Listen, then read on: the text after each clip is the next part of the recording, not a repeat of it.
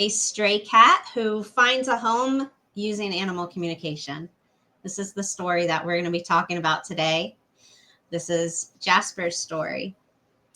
I'm Holly Starr. I'm an animal communicator and an energy therapist for pets. And you can view my contact information, my social media, and my website in the description of this video if you would like to contact me.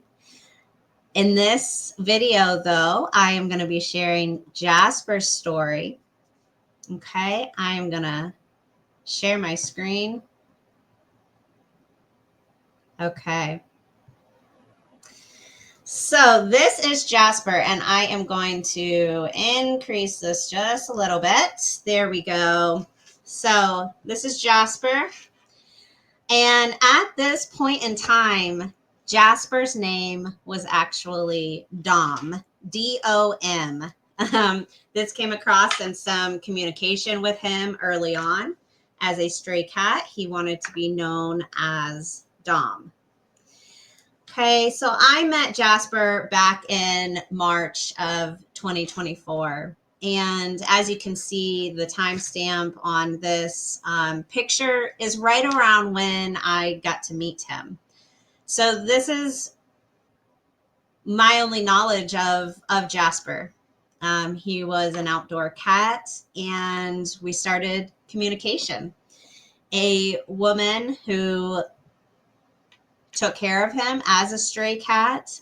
She had been trying to build trust in him, things like that, for about 5 months at that point. And she was able to get some food for him, and but she was wanting to do more for him. She always felt a very strong pull towards him. So she wanted to get him inside. She wanted to get him medical help, all of those things. And she felt a connection with him. She felt like he belongs within our family. Okay, so she continued to care for him. I started working with her other 4 cats that lived in the house with her and her family. And through those sessions, we ended up starting to work with Jasper, again, Dom at that time.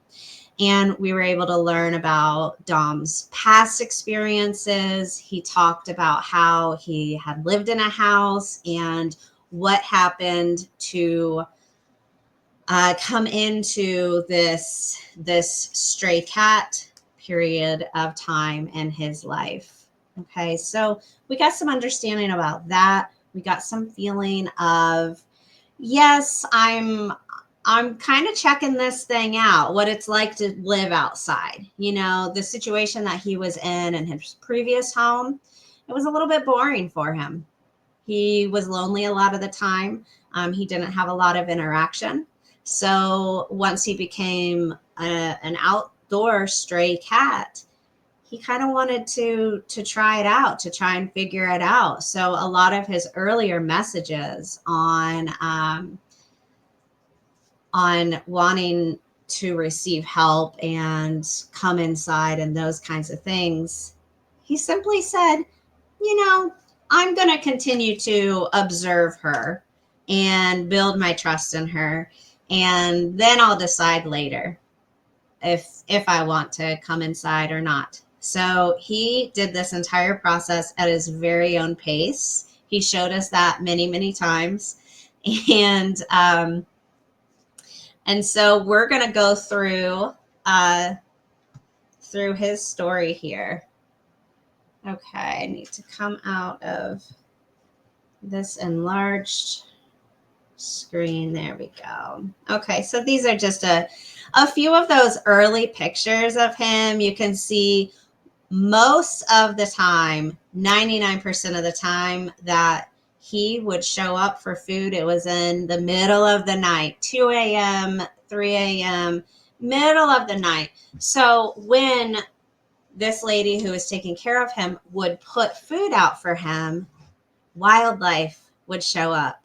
and beat him to the food a lot of times. Or there were a couple of times where he had to chase off a raccoon and stuff like that. So it was becoming a problem because he needed access to this food, but the wildlife caught on, and they were coming every single night and gobbling up his food. So we started to talk to him about, come during the day, only come when the sun is out, come to get your food in the morning, come before the sun goes down in the evening, come during the daytime, and sent those to him in those communication sessions early on. And what we found was that he started to listen to it. He started to come in the earlier parts of the morning and the earlier parts of the evening as well to get that food.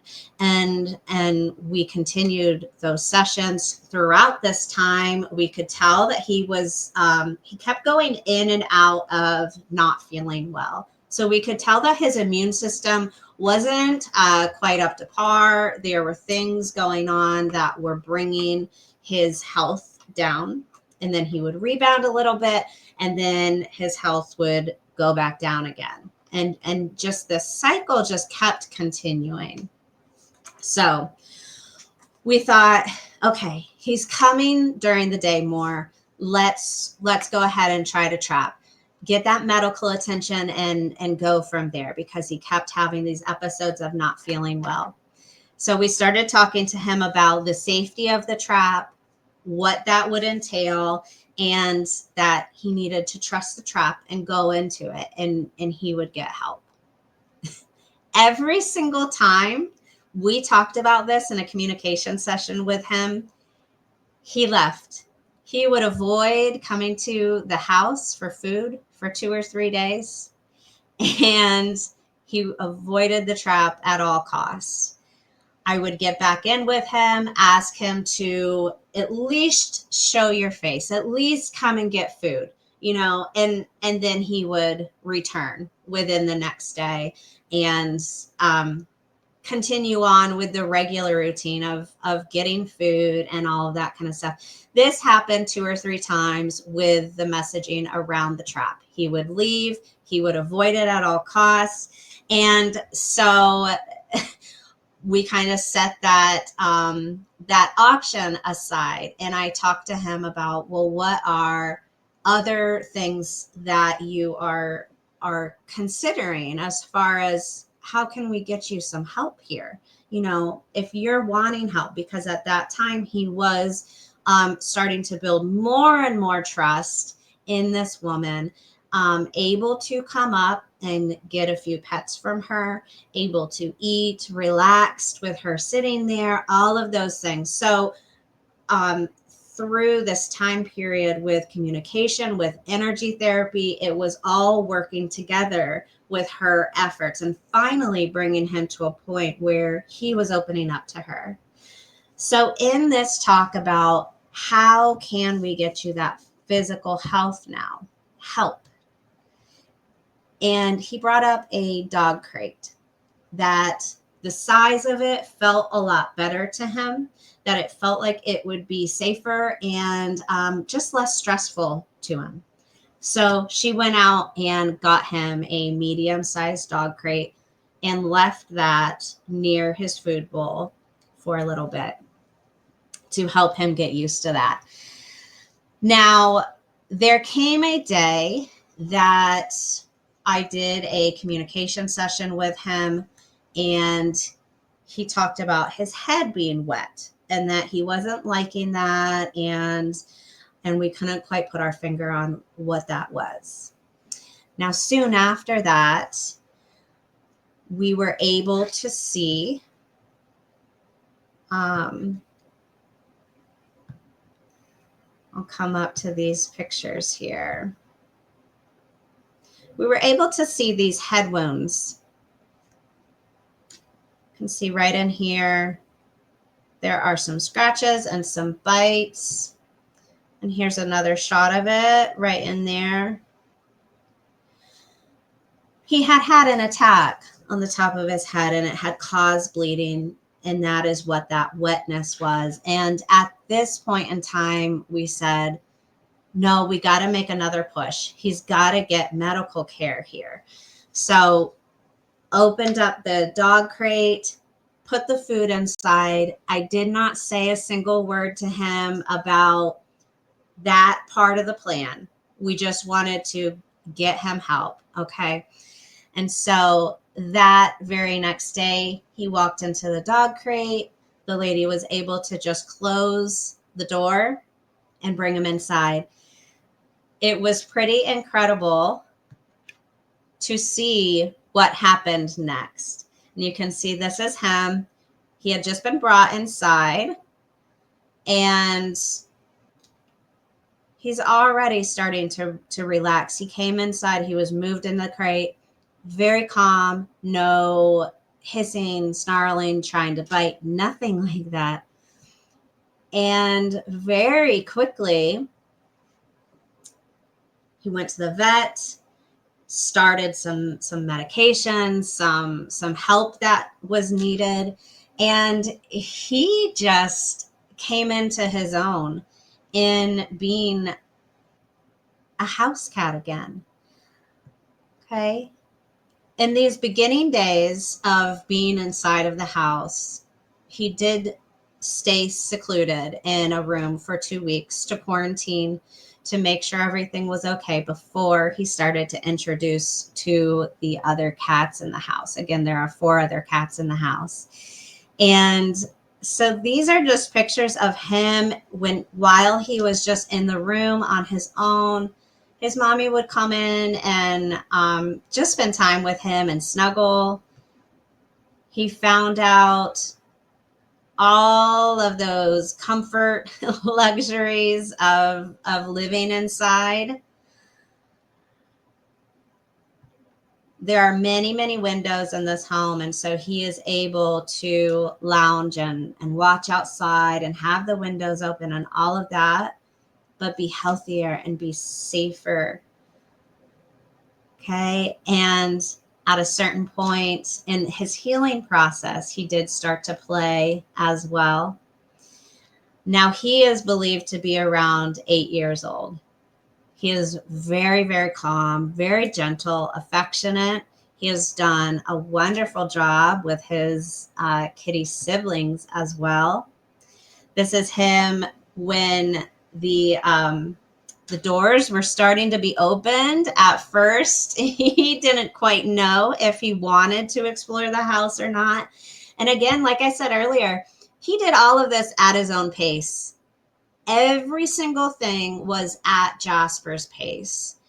And that includes exploring the house and everything that went on during this time period. So throughout this time, we were doing regular animal communication sessions and energy therapy to help him heal and to help him navigate any emotional issues, any questions, any stressors, all of that kind of stuff. And he did a wonderful job. His name was chosen to be Jasper during this time as well. The name Dom that he had when he was an outside cat was had that tougher, that tougher, rougher kind of feel to it for him as an outside cat, and he needed that. He needed that to be able to be determined and to stay strong and everything. He chose Jasper, and specifically the color green is associated with his name, Jasper. And with this name, it's one of comfort. It's one of success and coming into a triumphant change in life. And so that is how his name came about. And it's very interesting because Jasper is a name that came to me while I was thinking about new names for him. And Jasper is also a name that came to his mommy as well.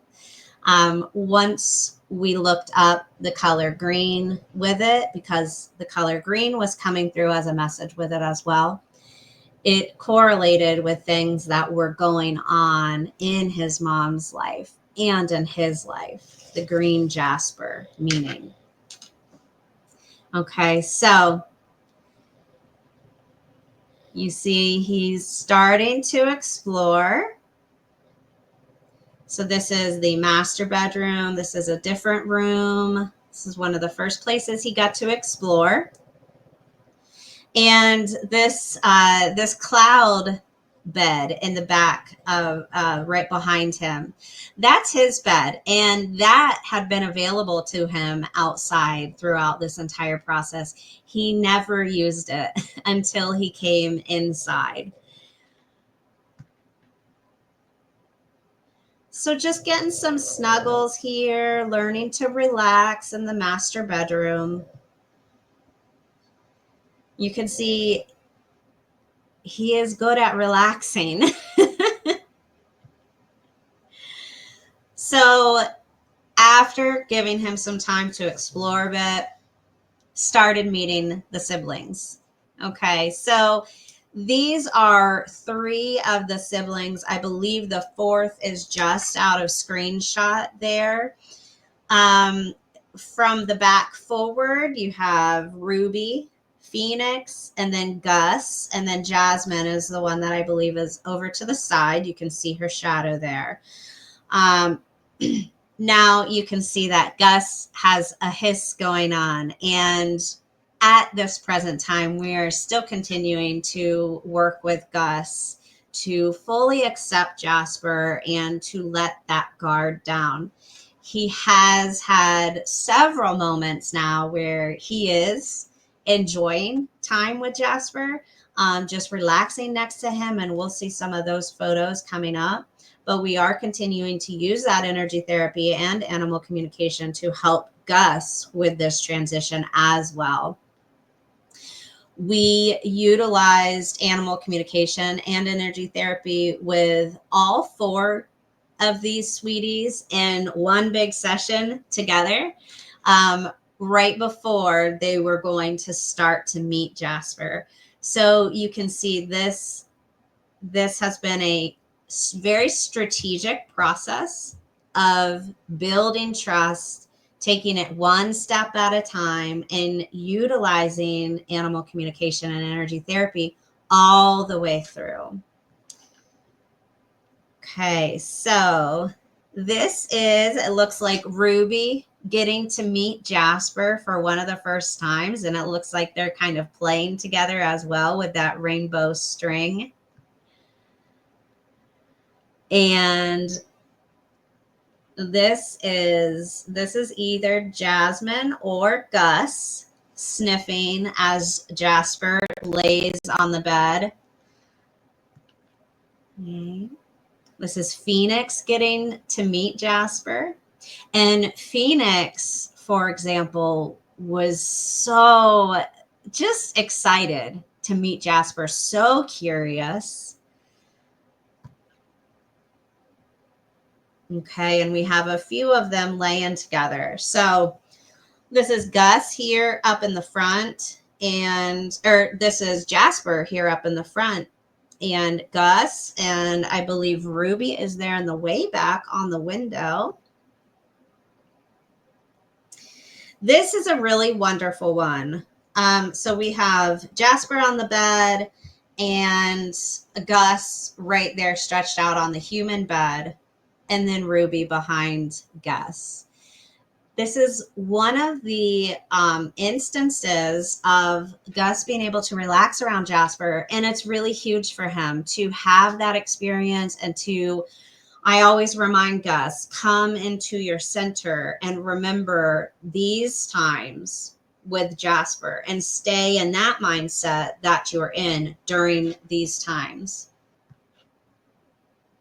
And again, Gus had gone into Jasper's room and decided to sit there and lay with Jasper. Huge, huge moments. This is them again laying down together. One of my most recent sessions with Jasper, he talked about wanting to increase his physical connection and his relationship with the dad and the son within the house. And these are two pictures of him getting to develop that relationship with his now human brother. And he is just loving it. So this is Jasper. You can see he at least has some Maine Coon in him, and he's just gorgeous. He is a wonderful sweetheart. And the lessons that I've learned from Jasper is, we always need to respect others, animals and people, going at their own pace in life and making decisions at their own pace. Jasper wanted to observe for several months and he went at a very slow pace because he was trying to figure out, what is this outside life like? Can I do it long term? Do I like it? And who is this lady? And what is this wonderful energy around her house and herself? And do I want to go live with her? He needed to observe everything, experience everything, and take it at his own pace to come to the final decision to walk into that dog crate and receive help. Okay. It's also a huge lesson for me to be able to let go. We want to help these sweeties and help these sweeties so much. And sometimes you have to let the process unfold at the pace that it's going to unfold and trust the animal to know what is best for them, because they do. They do. Many, many times they make decisions for a very specific purpose. Most of the time they do that. Now, we did decide to get that crate open. The wounds are there. We know he needs help, and get the crate open and do another push. So there is a balance to this as well. Obviously we have to take action as well when we know that action is needed, and come into that compromise together. And he met us in that compromise for him to receive help, but us to allow him to decide to receive help in a really, really natural way for himself, which ultimately this was for Jasper. Okay. It was for the end goal of getting him where he wants to be in life so that he can thrive. And as he has healed, he has come further and further and further into, wow, being a house cat was not good back when I was before, but in this new family where I have cat siblings and I have humans that are in the house throughout every single day and night, it's wonderful. It is what he needs. He is a calm, affectionate, engaging, curious, smart cat, and he needs that type of stimulation. He can't be getting bored like he was before, and now he won't be. And he gets to still experience it as an inside cat. Okay, let me come back into my view. All right. I hope that you have enjoyed learning about Jasper and hearing his story. He is a wonderful sweetheart who has a very bright future ahead of him. And I'm just so very glad to get to share his successful story with you all. Thank you and have a wonderful weekend.